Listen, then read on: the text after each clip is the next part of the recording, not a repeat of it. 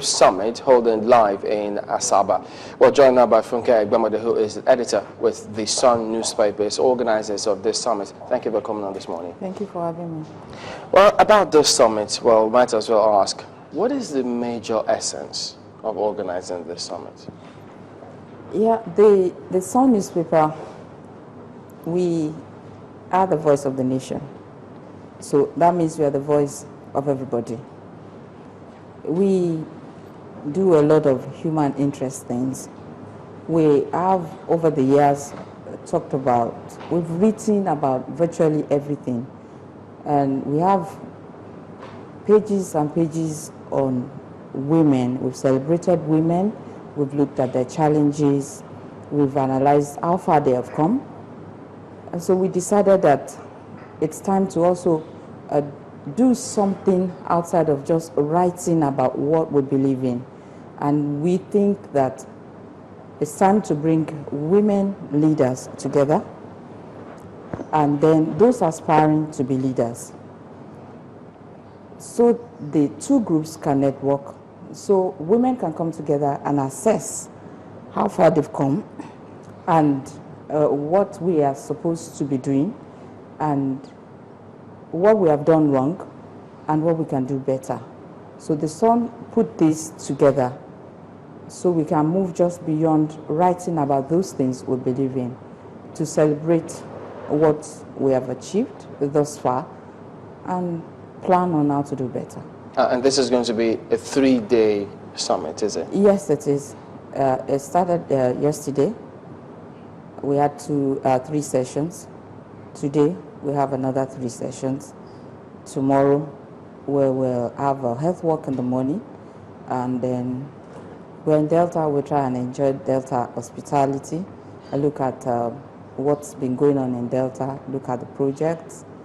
And then in the evening, we'll have the gala night and give awards to some women who have done us proud.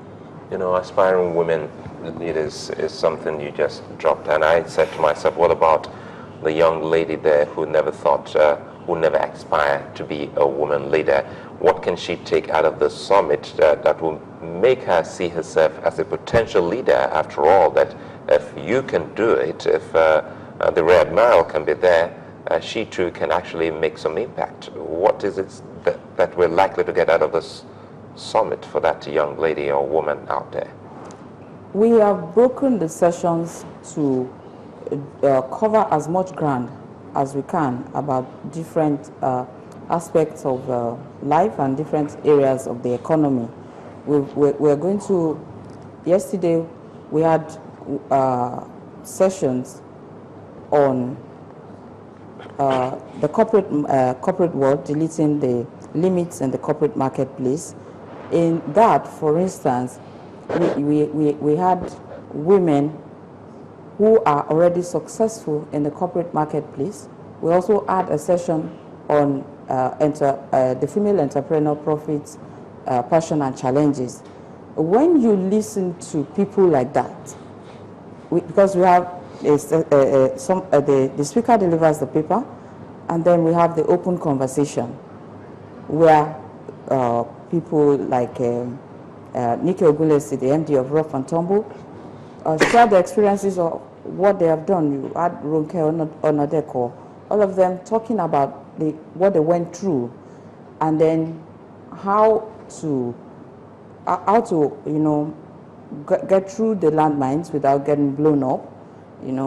So when you have people who have gone through the troubles, they've worked with their passion, they've surmounted challenges, sharing their experiences, you will also, as a woman, know that it's doable.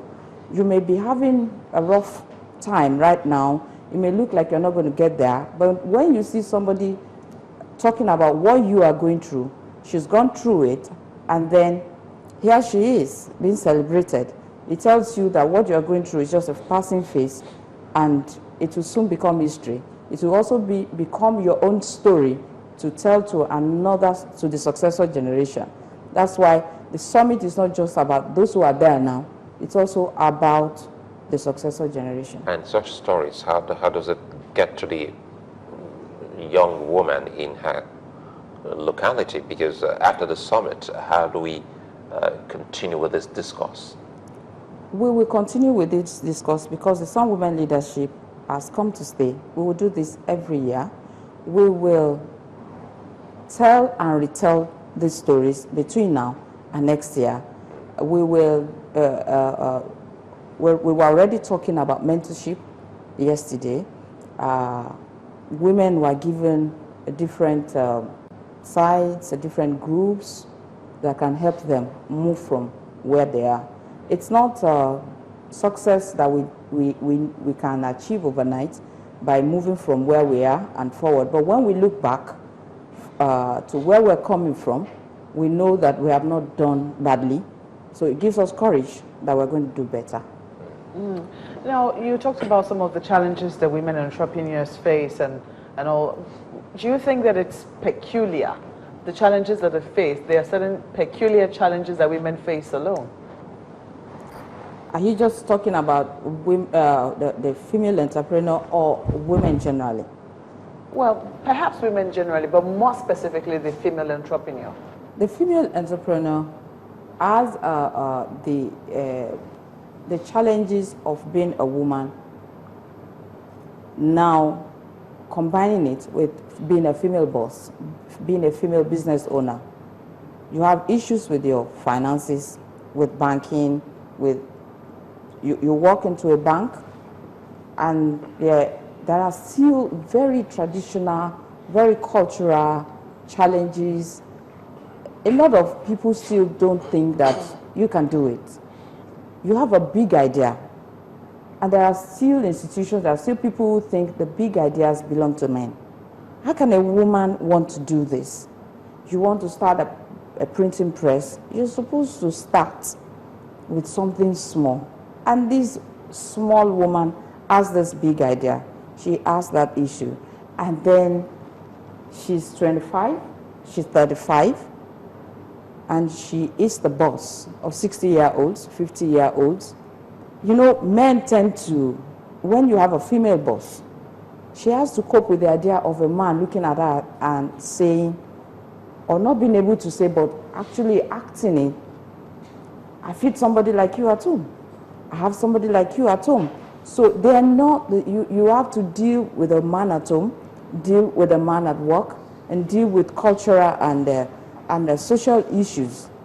And if you've made it, you're not supposed to have made it because of hard work. Bottom power. You know, all those challenges are there.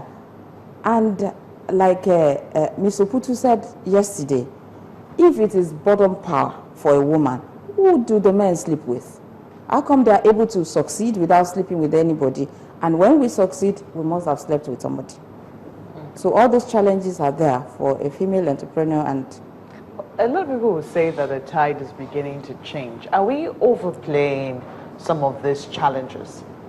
oh no, we're not overplaying it. We're probably not even playing it high up, you know. We're not shouting loud enough, because those challenges, it is because we are surmounting some of them, because we now have sensitive female leaders who are mentoring. We have been able to convince the men to give us space, to give us opportunity to show what we can do, and we have done well. That's why it's looking like, oh, they have this already, they have that already. Why do they want more? Oh, why not more? Why not more? So we will continue to work hard, because if we rest on our oars right now, we're likely to start regressing. Since we want to continue to move forward, we will continue to work as if we haven't achieved anything. But is there also any sort of introspection among the women folks saying, well, we also have to primarily support ourselves, get that strong bond together, such that then we then speak out, or speaking out in one accord? Yes, there is that introspection, and that is what a summit like this is for. That's why it's not just for women leaders, it's also about the successor generation, those who are coming behind those who are already there. You know, you can now join the police force, you can join the Navy, you can be everything you want to be. So we are talking to ourselves at a summit like this, and outside of a summit, of a group, of a collective like this, women leaders are already doing it. Because when you leave a position and you have not groomed anybody, you have not mentored any other female to be like you, then it's some kind of nasty failure, you know? Like someone said that there is a special place in hell prepared for women who do not help other women. We must hold one another's hands and make sure we keep moving, no matter, because when 10 women are holding hands, it is difficult for a man or any challenge to stop them. Okay, so we'll have to let it go there. Thank you very much indeed for coming on. Funke Egbemode is editor with the Sun newspapers, and they are organizers of this event. We'll be back after the break. Don't go away.